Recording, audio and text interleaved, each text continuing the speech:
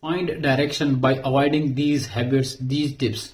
Okay, today I'm going to tell you about those habits which are you not in actually not by without realizing you are practicing day by day, and you are even going out from the direction path from your about your destiny. So today I'm going to tell you about those habits which are not letting you to that path which is straightened to your destiny.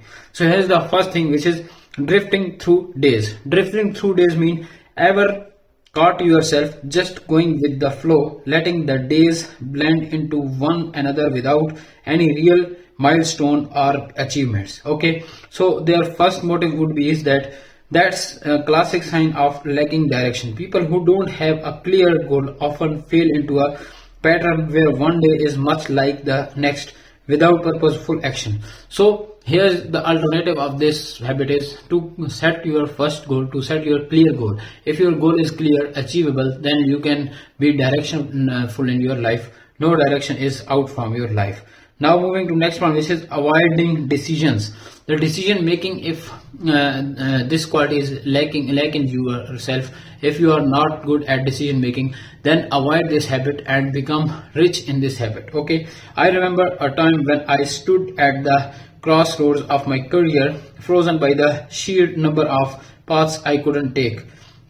Then it was easier to stay put than to choose a direction. This indication I later realized I was a glaring sign of my lack of direction at that moment. So in that case, when you are feeling in yourself in pressure, make decision. Later on you can see the result, but now try to put yourself on decision making on the basis of their knowledge, on the basis of their all type of education given to you. Okay, and next thing, which is third part, is chronic procrastination. Procrastination, I always ask you to avoid this habit. Okay, in terms of practical, in terms of productivity, so please avoid this habit in terms of your work, in terms of your productivity.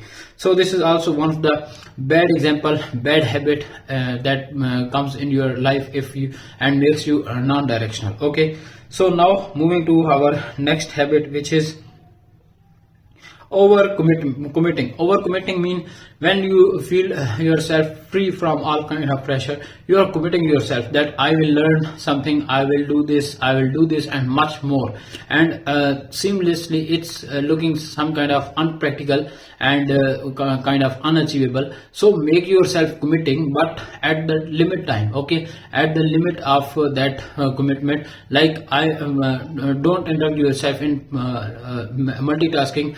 Do one task at one time. Okay, once. So now moving to our next option, which is seeking constant direction. Seeking constant direction mean it's easy to spot someone who's uncomfortable with silence. They are the one who always need to have something going on. The TV is always on, the phone is never out of reach, and every moment of potential quiet is filled with noise or activity. So if your time passing through these things, these distractions, how can you making yourself so directional? You can't. So seeking constant direct distractions, making you out of your path, making you unrealistic. Okay, now moving to our next habit, which lack of self-care.